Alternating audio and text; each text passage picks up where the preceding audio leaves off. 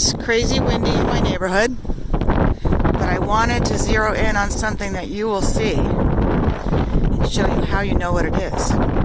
So this is a cherry tree. The fruit trees have lots of showy flowers, and the way we can tell that it is a cherry tree is to look at the bark, even when there are no flowers. See how it has stripes that go across? Woo, that wind is crazy. All right, the cherry tree. Now take a look at this tree, and we can tell what this one is by its bark as we get really close, and we see that the bark looks like camouflage. This is a sycamore, and we can even see some of the sycamore seed pods still hanging. You see little seeds coming out of them. So here's a cherry in my neighborhood, and most of the flowers have come off already.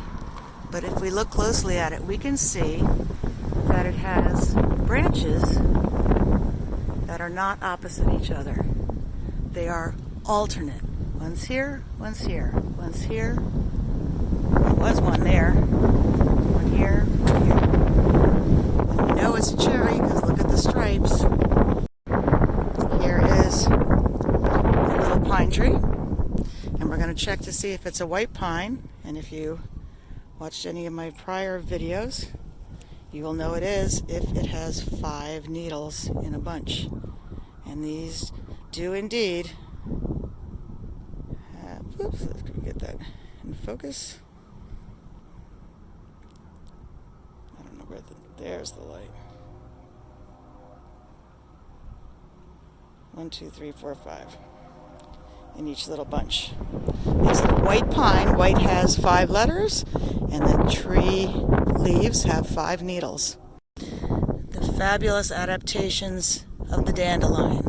Remember, we call it dandelion because its leaves look like lion's teeth, or dents de lion in French. And the flowers, this looks like a flower, but it's actually hundreds of flowers. Each one of these is its own flower, so it's a compound flower, and each flower turns into a seed. And we call these parachute seeds because when we pick them up, they parachute away. You see any of them? I don't know if I caught any of them. A lot of us call them wish flowers. And this is their way of getting away from the mama plant so they don't have to compete with her. So now you should know what kind of tree this is. The bark makes it almost look like it's sick, like it's not healthy, but that's not true. It is fine. But if we think of the word sick, we can maybe remember that it is a sycamore. And here we can identify the berries of the sumac. There are different kinds of sumac. One is poison, but this is not. I think this is called smooth sumac. And you can actually take the berries and make a drink from them. So I'm not 100% sure, but I'm going to call this a weeping cherry.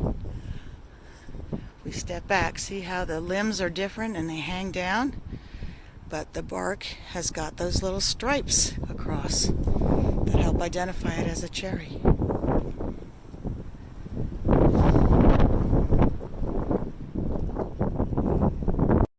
Here's our Japanese maple. All maples are trees that have their limbs that grow opposite each other. So if we look closely here, we can see here's a bud for a limb, and here's one. Here's one, and here's one. They grow opposite. It's never perfect, but that's the general rule, is they grow opposite. Mad horse, maple, ash, dogwood, and horse chestnut are our natives that do that. So we're going to take a closer look at our daffodil here, the spent one, and we're going to see that deep inside the middle of all the petals, which are the attracting force for the insects, you'll see the pistil, this yellow thing that sticks out the middle. And then all around it are the spent stamens. Male part, pistil is the female part. And probably this has gone to seed by now. So it's been pollinated and a seed is growing at the base of that pistil. So here's another cherry. Let's zoom in on the bark and holler when you can see those stripes. There they are, very clear on this one. Look at the pretty flowers.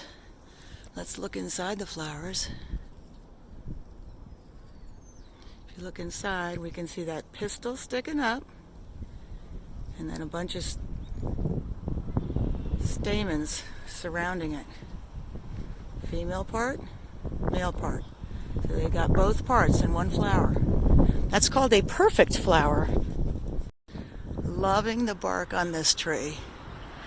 I'm going to guess it's some kind of birch for some reason, and I don't know why. That's just coming out of my cobwebs of my brain. Maybe a paper birch? It's a good one to look up. A fabulous tulip. Let's take a close look inside. And look at that. Inside, another perfect flower. We have the pistil, this yellow, and the stamens, the male parts that are surrounding it. And if you can see the dirt, it looks like dirt coming off on my finger. That's actually pollen that's coming off of those stamens and will either be transferred to this pistil, so this can make baby tulips, or it will get transferred to another plant by being carried by an insect like a bee. Alright, here's another one with crazy bark. I'm going to guess this is the same as the other one. Maybe that paper birch? It's really gnarly looking, but cool. And clearly got a unique kind of bark. We can also see on this a really good example of alternate branching, where the branches do not grow opposite of each other. That's how most trees are in this area. You can see one grows on one side, then another one grows on the other side. They do not grow opposite like the mad horse trees. Ooh, are you getting seasick? So here's an evergreen in my neighborhood, and if you look closely at it, you're going to see that it has these series of flat leaves. This is a cedar, I'm pretty sure. It's got a very unique leaf structure, very identifiable. And here we have a spruce. So you may say, oh, this is just an evergreen, but there are all sorts of different kinds of evergreens. So right here we have the spruce, the cedar, and we saw the white pine a little bit earlier. And the holly. Not my favorite because it hurts when the leaves fall off. See how prickery they are? And they do lose their leaves. All evergreens lose their leaves. They lose their leaves gradually, not all at once, like the deciduous trees that we're used to that lose all their leaves in the fall. So most neighborhoods are near some kind of stream. Look at the shape of this tree. I don't know what that is. And here's my little stream next to my neighborhood. And we're going to see a whole different set of plant life here, because this stuff is the stuff that likes wetness. So we got some wild, I believe that's garlic mustard or mustard, and then we've got our I called it a stinkweed, and I shouldn't have. So judgy of me. Here is skunk cabbage, and I'll show you what it looks like for me to smell it. Crush it up, smell it. It's not too strong, but pewees. It is not a pleasant smell, which is why it's called skunkweed or skunk cabbage. You know you're in a wetland or wet area when you see skunkweed. And we're also going to see some raspberry bushes. We can tell by the serious prickers. I know I've talked about this before. This is how this plant protects itself. Even though it has leaves of 3, it's not poison ivy because it protects itself with prickers. So, our multiflora rose is also growing along here with some serious prickers. See if we can see any of the prickers on here. If I grab it, I'll find them. Okay, so you can see right there. Ow! This plant is loaded with them. And this is definitely an invasive plant, and they're all over the place. What the heck is this? Look at these cool little beetles. Oh, I'm interrupting something. They're having some love time. There's two beetles, one on top of the other, making beetle babies. So here are some woods behind the housing development where I live for 2 more weeks before I move to Florida. And you can see it's very different from the neighborhood. And it runs along the stream. And I have seen foxes in here, found lots of evidence of deer, and know that there's all sorts of other wildlife in here. Here is our purple dead nettle with the square. You can see how it clicks when I turn it. The square stem and the whirl of leaves and those pretty purple flowers. It's probably an invasive, but what I learned recently was that a lot of invasives were brought over to America from Europe because they are medicinal plants. They have something in them that helps make them good for people and their health. Now this evergreen has got me stumped. I do not know what this is. I'm going to guess it's a kind of cedar. Ow. I'm actually going to go see if I can smell anything. I do smell. It's a very strong smell. But I'm still not sure. I'm going to guess a cedar. Here's a little wild violet. And if we can get into the center of it, you can see there's a whole lot going on in that middle, but my camera won't focus. But I can see the pistil in there, the girl part. I'm not sure if I can see the stamens. Alright, it's really hard to see. But that orange that you see, those are the male parts, the stamens, and in the center is a taller green part that is the female part. Another perfect flower. And here is the creeping Charlie that I used to mistake the dead purple nettle for creeping Charlie. And let's see, I don't know if we can look that closely to see what's in there. But when you go out, pick one and look really closely at it. Here's a favorite of mine. We call it foxtail. I also call it ticklegrass. Looks like the tail of a fox. These are actually, there's seeds in here, or these leaves produce seeds. If you look closely, you can see the seeds inside to make baby plants. So here's where we can see the dead purple nettle next to the creeping Charlie. We can kind of see how they're different. This flower is a little pinker and that one's a little purpler. So here's a clear animal trail through the woods that I'm not going to take. And here's another one going up the hill that I'm not going to take. But clearly there's been some animal traffic back here. Here's a great plant. It's kind of shriveled up and spent. You can see where its seeds came out. And here it is as it's starting over. It's got really soft leaves. This is called a mullein. M-U-L-L-E-I-N, I believe. And there are edible parts to it. I just don't remember which.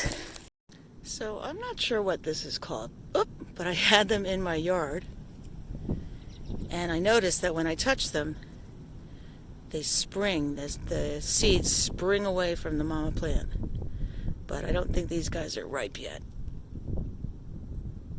because nobody's springing. So I've got a robin in view. Let's see if I can zoom in a little on it.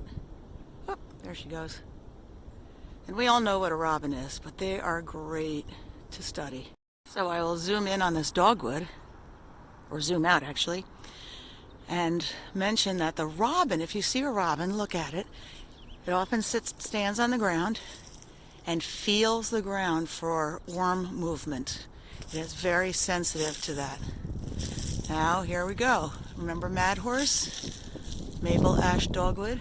Here's a dogwood. See how the limbs are opposite each other? They grow opposite. Mad Horse, maple ash dogwood, horse chestnut. Looked at maple and dogwood today, I think. And of course, there's always the infamous onion grass. Take a whiff, smell it, you'll definitely know if it's onion. There are little bulbs under the ground, but I'm not going to dig up the bulbs. So around this tree that has poison ivy going up it, hope he comes around again, is a little nuthatch. We can tell he's a nuthatch because he holds himself upside down on the tree.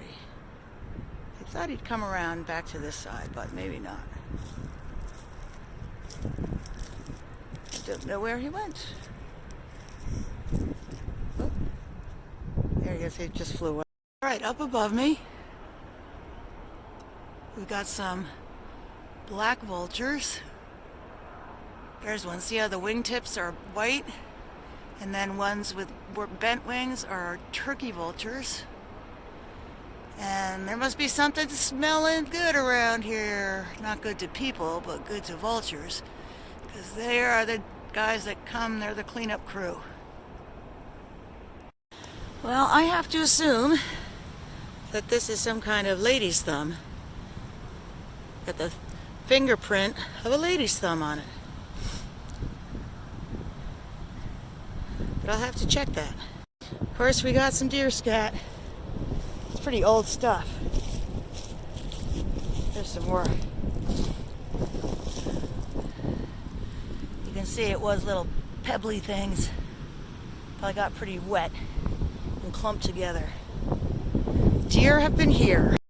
So I've decided to collect some water samples from the little pond. And I didn't have anything to carry it in, so I found this old piece of plastic. So I'm just going to put a little sample in here and bring it back to the microscope. Well, I'm going to guess somebody's sheltering in there. Isn't that cute? Cozy little space. And I have to assume this is a groundhog hole. It's pretty deep. So if we look at the pond, we're going to see all this gooey stuff, and I'm going to collect some of this, what I call pond scum, this decomposing plant life, and put it in my little container. Here's what I've collected, and let's see what it shows us under the microscope when I get it back. It is now, I don't know, maybe 6:15, and the peepers are coming a little more to life.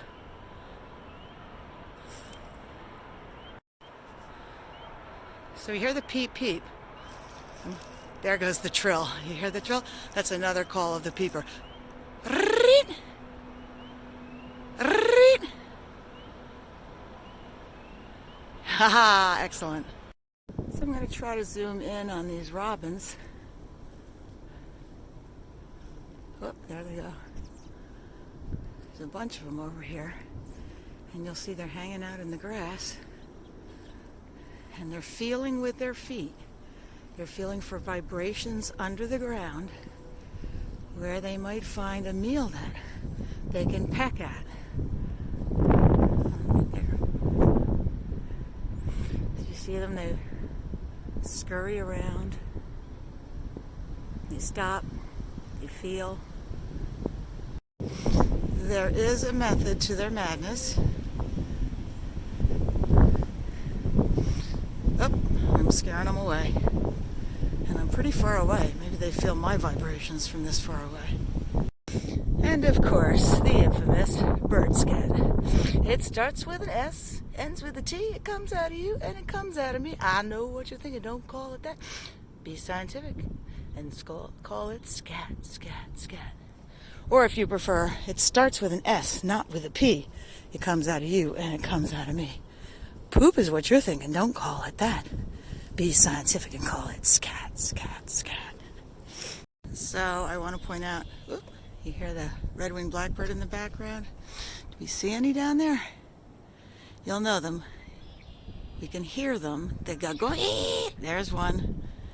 They're blackbirds with red patches on their wings, red and yellow. Beautiful birds, and they tell us we're in a wetland.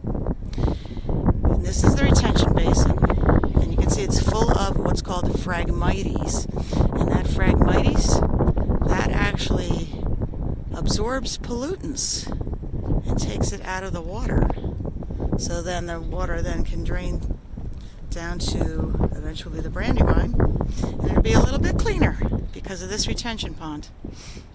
All right, let's listen for another minute. Oop, I see some of my maps down there. Trying to sneak up on our little common robin.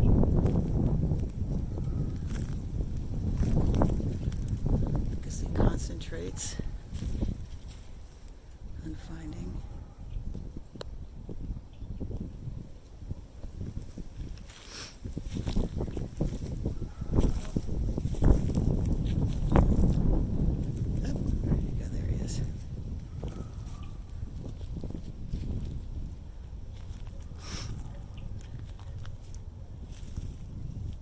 takes a few steps, feels, takes a few steps, feels.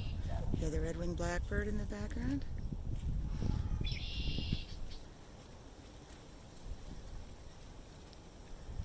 A few steps, stop, feel. A few steps, stop, feel.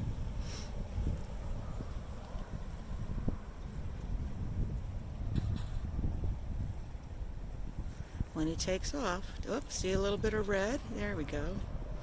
There he goes.